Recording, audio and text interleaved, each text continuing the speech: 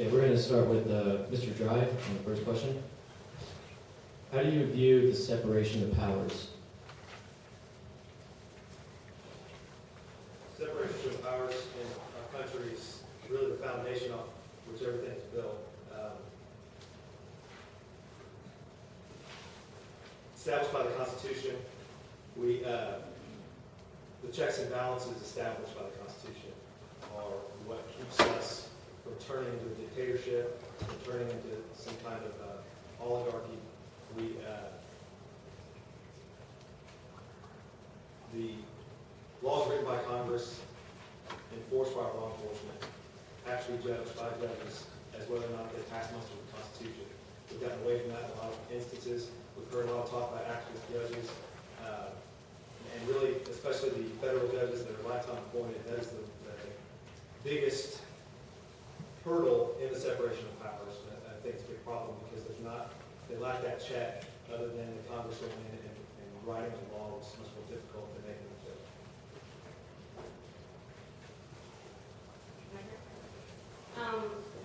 We have three branches of government: the judicial, the executive, and the legislative. In my opinion, if each branch will stay in their lane, the system works as it was intended to. The problem is when we have people going outside of their lane, when we have a president that continues to give these executive orders, he is outside of his lane. As Bob said, when we have judges that are trying to legislate from the bench, that the system no longer works the way that it's intended to do so. So if elected, I will not be a judge that legislates from the bench. I would follow the law, and if I had a problem with the law, I have to do what everybody else in this room can do, is pick up the phone or go to Austin and say, I don't like the way this is playing out in my court, and it needs to be changed. Okay, Mr. Dry, if you became aware of unethical conduct in the court, I think first goes to Ms. Tucker this time. Doesn't it? oh, I'm sorry. That's correct. Ms. Tucker, if you became aware of unethical conduct on the part of the trial advocate in a case in which you were presiding, how would you handle it? That's a very broad question. I think it depends on what the violation is and the perceived violation is. I'm assuming you mean by an attorney practicing in court. Yes. I think it's important, and I've said this before, to treat everyone with dignity and respect that participate in the court process. I think sometimes we have an inexperienced lawyer that may not perhaps know that what they're doing is not correct. So I don't think the appropriate position to take is to judge them down in court. We have to bring them up to the bench or some chamber to discuss it. If it's very, very egregious, then of course we also have ways of handling that as well as far as reporting it.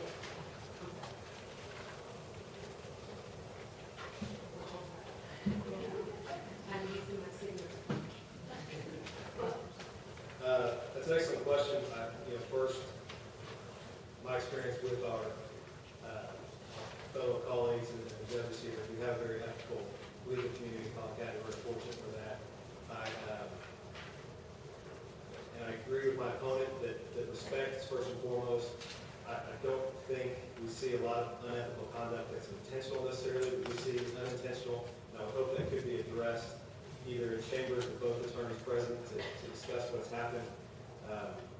But if it is egregious, like my opponent said, or if it is intentional, it must be dealt with appropriately and harshly, because it damages the legal community, it damages the opinion of all attorneys practicing, and it damages the bench as well. And really, like we talked about, the foundations of our society are founded in the law, and unethical conduct really shapes those foundations. Okay, Angela. Nope. Mr. Driver, sorry. You're trying to screw it up. What is the rule of law and what is the foundation? Seem to get all hard ones first.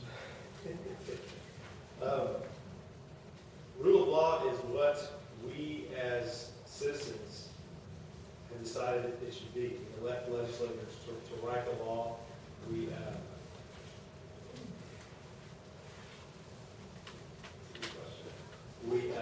I think first and foremost, the foundation is the Constitution. beyond that, for me personally and for our founding fathers, foundation is the Bible and God. The Constitution and the inalienable rights that we hear about and talk about that help form the basis of our early country and our Constitution, they are the foundation off which the rule of law is built. The rule of law gets into more detail than the Constitution is able to. It is what we as citizens have decided we need to have written into laws and stay as laws and have enforced to keep our society fair and give everyone equal opportunity, not equal outcome. I'll end there. Thank you. I would agree with Bob that the foundation of this country is the Constitution as far as our laws and the way we conduct ourselves. I think one of the previous speakers stated that there tends to be this group that believes that the Constitution is no longer a living, breathing document. I would disagree with that. I believe that that is the foundation of this country, and when we start to pull away from that, we see what we have now, which is decline and decay of our country and what we're founded on. So I think first and foremost that is what should come first. As far as rule of law and statutes, we've heard from the judges that look at that and determine if those laws and statutes are constitutional, and so that should be the base. As a trial judge, yes, you have to follow the law, but the appellate courts are going to look at whether or not those laws are actually constitutional in what our country is founded on. Starting with Ms. Tucker. Last question. Which federal court decision do you think has most impacted society? How and why?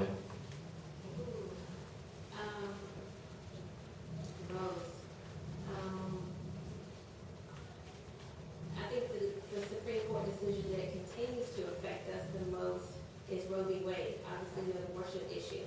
But there are many, many decisions that have affected us. Plessy versus Ferguson, which is desegregation of the school system, obviously is another huge case. There's many, many in our history, but I think the one case that we continue to deal with and struggle with as Republicans and as Christians is Roe v. Wade.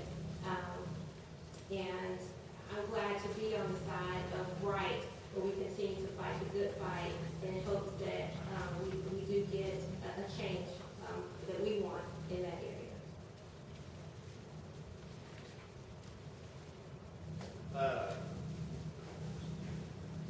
There are a lot.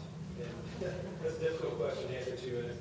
I would like to take a different route. And one case that came not too long ago, and forgive me, I forget the name. Essentially, the Supreme Court said that the municipalities, the government can take your private property if it serves a public purpose and define that very broadly to where, I believe it was in Connecticut, they could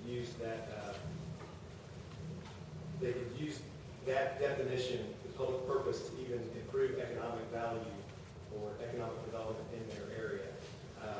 I thought that was a terrible blow for private property rights in our country, and frankly thought the Supreme Court overstepped their bounds. I agree with the dissent in that matter. And probably not the most important federal court decision, but I feel like in these days, at this day and time, that is a very important decision that we decided along